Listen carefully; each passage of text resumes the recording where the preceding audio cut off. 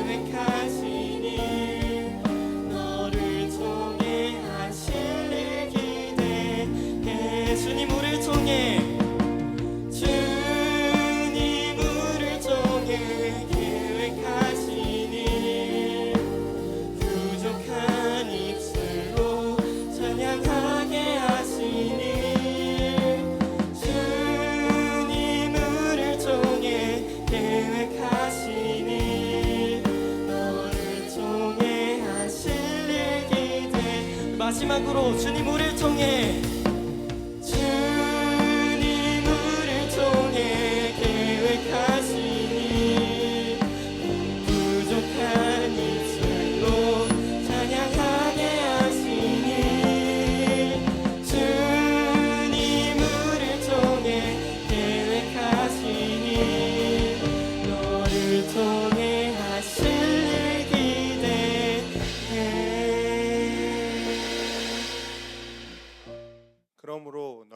그리스도 예수를 주로 받았으니 그 안에서 행하되 그 안에 뿌리를 박으며 세움을 받아 교훈을 받은 대로 믿음에 굳게 서서 감사함을 넘치게 하라.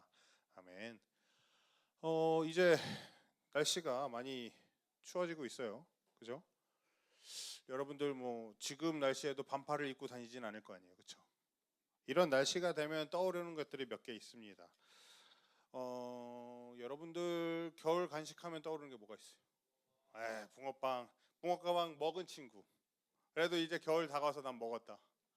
이 붕어빵 저도 저번에 목사님이 사오신 건가 다른 전도사님이 사오신 건가 모르겠는데 붕어빵을 사오셔가지고 처음 먹어봤어요. 요즘엔 붕어빵에 다양한 게 있죠. 팥 붕어빵 있고 주로 슈붕이 있는데 여러분들은 뭐가 좋아요? 피자 붕어빵이 좋아. 슈붕, 뭐 팥붕, 고구마 뭐 다양하게 있는데 이 붕어빵들이 이제는 인터넷 밈으로도 유튜브로도 나오듯이 붕세권 해가지고 영향력이 엄청 있는 간식이 되었어.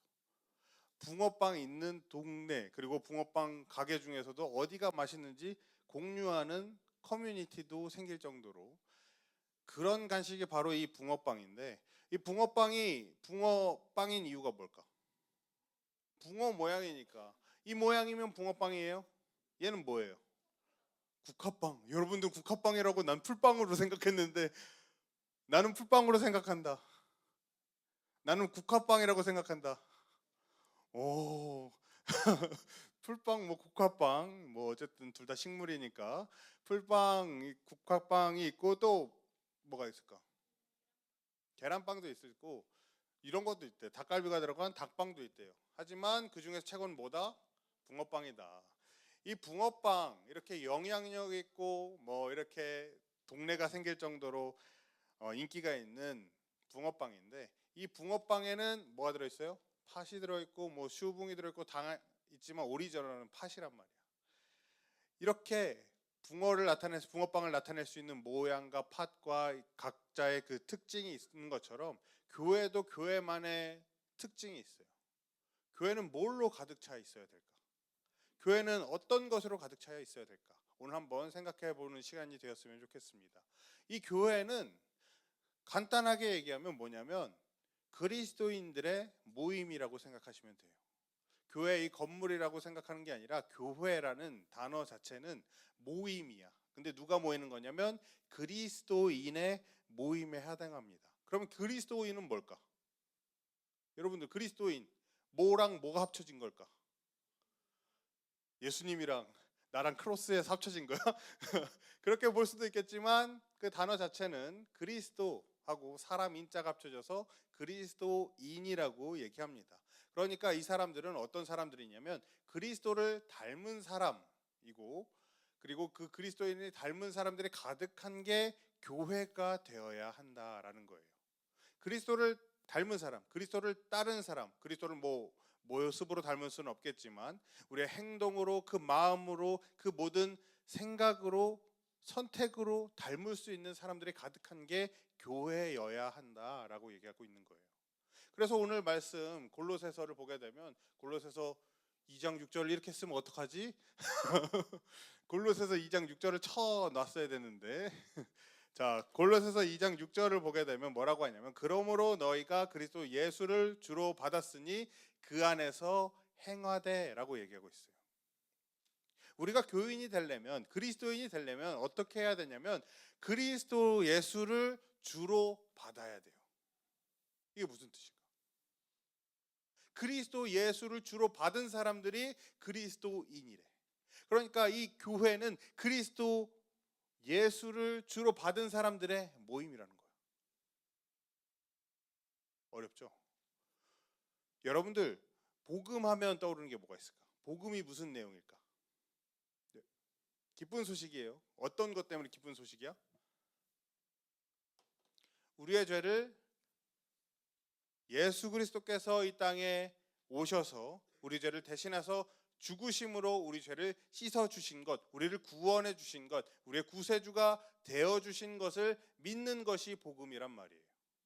그것처럼 예수 그리스도를 우리 삶의 구세주로 믿는 것, 그게 바로 주로 받는 것의 첫 번째 의미예요. 첫 번째 의미로는 예수 그리스도께서 내 삶에 오시고 나를 위해서 이 땅에 오셨다는 사실을 믿는 것이고, 두 번째로는 뭐냐면 주는 예수 그리스도께서 예수님을 믿는다가 1차적이면, 두 번째가 뭐냐면 예수 그리스도께서 내 삶의 주인이 되어 주시는 것, 내 삶의 주인이라고 고백하는 것이 예수 그리스도를 주로 받는 일이에요. 이거는 사형리라고 해서 CCC에서 쓰던 건데, 보게 되면 내가 내 삶의 주인인 사람과 예수 그리스도가 내 삶의 주인이 되는 사람으로 나누어지게 돼 있어요. 내 삶에 내가 주인이 되어서 이것도 하고 저것도 하고 정리가 안 된 사람과 예수 그리스도 중심으로 정리된 사람에 대해서 표현한 그림이 이 그림인데, 예수 그리스도를 주로 받는다는 것은 내 삶의 중심이 예수 그리스도가 돼서 모든 선택과 모든 것들의 중심이 예수 그리스도가 되는 삶이 바로 예수 그리스도를 주로 받는 사람입니다. 그러면 예수 그리스도께서 내 삶의 중심이 되면 내 모든 행동은 예수 그리스도 안에서 행동하게 되는 거예요. 쉬울까요? 내가 예수님을 믿은 지 여러분 몇 년 됐어요? 나 예수님 믿은 지 몇 년 됐어? 몇 년? 몇 시간? 며칠? 우리 학년별로 뭐 이렇게 모태신앙이라고 하면 중3이면 중3이 몇 살이지? 16. 그럼 16년을 믿은 거고, 중2면 15년을 믿은 거고, 중3이면 중1이면 14, 그러니까 14년을 믿은 건데, 내가 이렇게 믿으면서 내가 예수 그리스도를 믿는다 해서 난 그리스도인이니까 이렇게 행해야 돼, 예수님 중심으로 살아야 돼 해서 살기가 쉬웠어요, 어려웠어요? 우리가 괜히 살아가면서 내가 예수님을 믿는 사람이야 라고 주변에 나타내기도 어려운 때란 말이에요. 식사 기도하는 것도 어렵고, 큐티 시간을 내는 것도 어렵고, 주일날 이렇게 오는 것도 이해 못하는 친구들, 그리고 만날 때 이날 놀면 되잖아 하는 그 친구들을 설득하기도 어려운 여러분들이란 말이에요. 때로는 내 마음 가운데서도 그래. 내 마음 가운데서 이 시간에 다른 것들을 했으면, 이 시간들에 공부를 했으면, 이 시간들에 게임을 했으면, 이 시간들에 다른 것들을 했으면 내가 더 높은 티어가 되던 높은 성적을 내던 어떤 결과를 낼 수 있을 텐데 라고 생각하면서 예수 그리스도보단 다른 것들을 선택하기가 쉬운 삶을 살아가기 때문일 겁니다. 예수님처럼 살아가는 것 이 세상에서 쉽지 않아요. 예수님 당시에도 어려웠어. 예수님도 예수님처럼 살아가기가 어려운 시대였어. 그리고 그 제자들, 예수님을 만나고 예수님께서 행하시는 그 기적들을 본 사람도 그대로 따라가기가 어려운 사람들이었어. 근데 지금 이 시간이 이만큼 지나고 주일에 하루 와서 주일에 이 20분 동안 말씀을 듣고 한 주를 살아가는 여러분들에게 예수 그리스도처럼 살아가는 것은 쉽지가 않을 겁니다. 그래서 오늘 말씀은 너네들이 예수 그리스도처럼 살아가려면, 그리스도인으로서 온전히 살아가려면 어떻게 해야 되냐면, 골로새서 2장 7절을 보면 그 안에 뿌리를 박으며 세움을 받아 교훈을 받은 대로 믿음에 굳게 서서 감사함을 넘치게 하라 라고 얘기하고 있어요. 그러니까 예수 그리스도인으로 온전히 살려면 첫 번째가 뭐냐면 그 안에 뿌리를 박는 일입니다.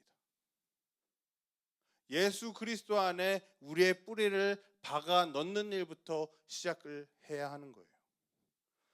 여러분, 뿌리 하면 이런 뿌리가 있는데 생각을 해봅시다. 뿌리가, 식물이 처음에 뿌리를 내려요. 씨앗이 심겨지고 뿌리를 내렸어. 그러면 얘는 이동을 할까 안 할까? 뿌리를 이렇게 한 가닥 들어가지고 옮겨서 저쪽 땅으로 옮겨갈 거야 해서 옮겨갈까 안 갈까? 뿌리라는 것은 내 근본을 얘기하는 겁니다. 내 중심을 얘기하는 거예요. 움직이지 않고 내가 머무를 곳을 선택하고 정착하는 것, 뿌리를 박는 일이라고 볼 수 있는 겁니다. 내 근본이 되고 내가 이 땅에서부터 영향력을 받아서 살아가는 삶, 그게 뿌리를 박는 삶이에요. 이처럼 양다리를 걸쳐서 한쪽은 세상에, 아니면 한쪽은 뭐가 있을까? 한쪽은 아이돌에, 한쪽은 교회, 아니면 한쪽은 친구회, 한쪽은 교회, 이렇게 발을 걸치고 있는 것이 아니라 예수 그리스도 반, 세상 반, 이렇게 반반으로 살아가는 것이 아니라 온전히 한쪽을 선택해야 한다는 거예요. 우리가 살아가면서 이 교회에서 상처를 받을 때가 참 많을 수 있습니다. 그래서 떠나는 사람들도 참 많고, 예전에도 얘기했지만 우리가 이 세상에서 주는 많은 것들이 너 예수 그리스도로 충분하지 않아, 예수 그리스도만 바라보면 뭐가 나오니, 예수 그리스도만 믿으면 뭐가 해결될 것 같아 라는 이야기를 듣고, 그래 그게 맞는 것 같아, 합리적인 것 같아, 그래서 다른 것들을 선택하고 다른 즐거움을 선택하고 다른 방법들을 선택해서 이쪽에도 한 달에 걸치고 저쪽에도 한 달에 걸치는 삶을 살아가는 사람이 많다는 거예요. 그리고 그게 똑똑해 보여. 그래, 주일날은 교회 나오니까 그래, 교인, 내가 예수님을 믿는 사람처럼.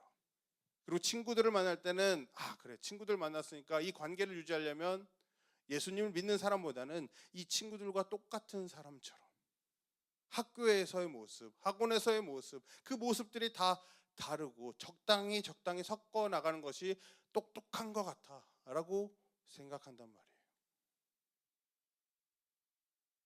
그런 사람들이 함께 모였을 때 그게 온전한 교회일까? 그게 온전한 그리스도인일까를 생각해 봐야 되는 겁니다. 예수 그리스도 때문에 상처를 받는 것이 아니라 내가 내 중심으로, 내가 원하는 대로, 내 판단대로 바라보는 사람들이 서로가 서로를 찔러대는 거야. 내가 사람에 의지하려고 했어. 이 교회에 와서 전도사님을 보고 선생님을 보고 내 친구들을 보면서 이 사람들의 모습, 가끔은 뭐 열정적으로 찬양하는 모습, 기도하는 모습을 보고 이 사람은 옳구나 하고선 이 사람께 의지하면서 나아가. 근데 이 사람이 날 찔러대, 아니면 말로 상처를 줘, 행동으로 상처를 줘, 아니면 어떤 방법으로 내가 이 사람에게 상처를 받으면 착각한다고요. 예수님께 상처받는 사람, 예수님을 믿어도 다를 게 없구나라고 생각하고 떠나가는 사람들이 많다는 거예요. 그러나 저번에도 얘기했던 것처럼 이렇게 사람을 의지하는 것이 아니라 우리의 시선을 예수님께 온전히 둬야 된다는 거예요. 많은 사람들이 패션 교인, 썬데이 크리스천에서 주일만 예배를 나오고 내 모습, 내가 찬양을 드리는 내 모습, 사역을 하는 내 모습, 말씀을 듣는 내 모습, 아니면 교회를 다니고 있는 이 모습을 드러내려고 하는 사람들도 있어요. 거기에서 만족하는 사람들도 있겠지만, 오늘 말씀 보게 되면 뿌리를 박는 일은 그냥 그저 겉으로만 믿는 사람들이 되는 것이 아니라, 겉으로만 드러내기 위해서 노력하는 사람들이 아니라 깊이 파고들어서 예수님을 닮고자 노력하는 사람들이 되어야 된다는 거예요. 내가 사람들에 의지하는 것이 아니라 오로지 예수님 한 분만 보고 나가기 위해서 뿌리를 박는 거예요. 교회 문화를 누리고 교회 관계들을 누리려고 하는 그 모든 행동이 예수님을 믿는 삶, 예수님께 뿌리 박는 삶이 아니라 예수님께만 시선을 집중할 수 있는 삶, 예수님께만 의지하는 삶, 사람을 의지하는 것이 아니라 예수님을 바라볼 줄 아는 삶이 뿌리를 박는 삶이라는 겁니다. 온전히 다른 것들 말고 예수 그리스도와 나와의 관계에 집중하는 것이 예수 그리스도 안에 뿌리를 박는 일이에요. 예수 그리스도를 믿는 다른 사람들의 모습을 보면서 저 사람들을 의지하는 것이 아니라, 아니면 돈이 많은 다른 사람들에게 의지하는 것이 아니라, 사람과 물질과 모든 유행하는 것들에 의지하는 것이 아니라 오로지 그 모든 관계 안에서도 예수 그리스도와 나와의 관계에 집중하는 것이 예수 그리스도 안에 뿌리를 박는 일입니다. 이렇게 뿌리를 박았을 때 여러분들 생각을 해봅시다. 얕은 뿌리에 풀이 잘 날아갈까, 잘 뽑힐까, 아니면 깊은 뿌리를 박고 있는 것이 더 뽑기가 어려울까? 식물이 있어. 식물이 있는데 뿌리가 얕은 것, 아니면 같은 식물이 있는데 뿌리가 깊은 것, 어떤 것이 더 뽑기가 어려울 것 같아요? 깊이 박혀 있는 것들이 뿌리가 깊은 것들이 뽑기가 어렵겠죠. 그것처럼 내가 이 안에서 예수 그리스도처럼 살아가려면, 그리스도처럼 살아가려면 예수 그리스도 안에 뿌리를 깊게 박아야 내 믿음이 다른 것들로 흔들어도 뽑히지 않을 수 있다는 거예요. 그 생명력이 유지될 수 있다는 거예요. 여러분들 한 사람 한 사람들이 예수 그리스도와 나와의 관계에 집중하고 모든 일에서 모든 시간에 내 친구를 만날 때나 공부를 할 때나 아니면 예배를 드릴 때나 그 모든 순간에 예수 그리스도와 나와의 관계에 집중하는 삶을 살아나가서 그 모든 유혹 가운데서도 이겨낼 수 있는, 모든 시험 가운데서도 이겨낼 수 있는 우리 중등부 친구들 모두가 되기를 소망합니다. 그 다음 단계가 주술게요. 세움을 받아라고 얘기하고 있어요. 식물이 심겨졌어. 뿌리가 자랐어. 근데 줄기가 안 나오면 이건 살은 건가 죽을 건가? 뿌리까지만 뻗고 그 다음 단계를 못 나가면 이 식물은 살아 있을까? 과연 오래 살 수 있을까? 식물은 성장하기 마련입니다. 뿌리를 뻗고 위로 줄기를 뻗고 이파리를 뻗고 나중에 열매까지 맺게 되겠죠. 그런 것처럼 그리스도의 삶도 마찬가지예요. 그 믿음도 마찬가지야. 그냥 뿌리만 뻗고, 뿌리 중요해요. 뿌리가 부터 시작되는 거니까. 뿌리가 없으면 살아갈 수 없으니까. 하지만 이 뿌리가 넘어서 이제 세움을 받아서 성장해 나가야 돼.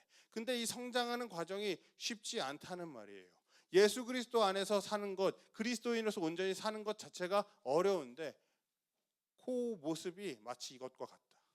도종환 시인의 시 중에 흔들리며 피는 꽃이라는 게 있어요. 첫 두 줄만 읽으면, 세 줄까지 읽으면, 흔들리지 않고 피는 꽃이 어디 있으랴, 이 세상 그 어떤 아름다운 꽃들도 다 흔들리면서 피었나니 라고 얘기하고 있어요.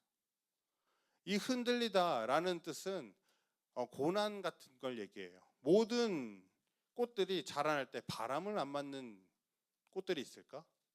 비를 안 겪는 꽃들이 있을까?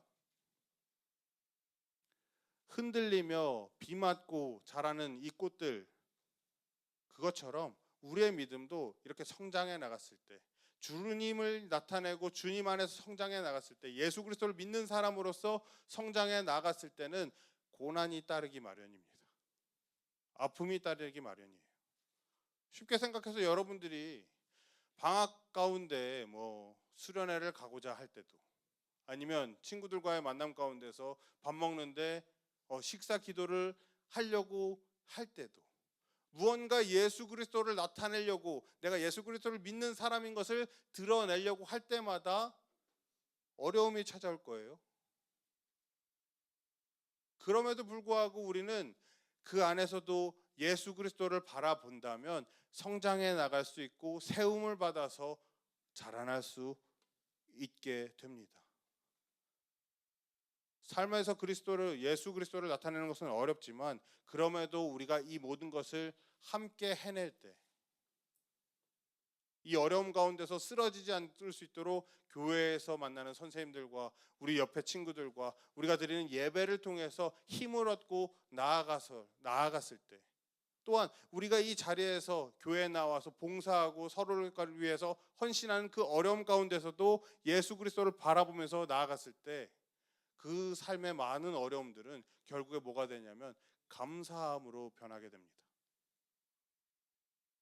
사역하는 거 어려워요. 여러분들 이 찬양팀만 해도 아침 9시 반까지 나와야 되거든요.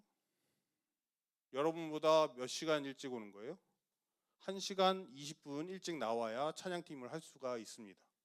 그리고 여러분들이 이제 주일날 끝나고 가면 12시 10분에 끝나고 갈 거 아니에요?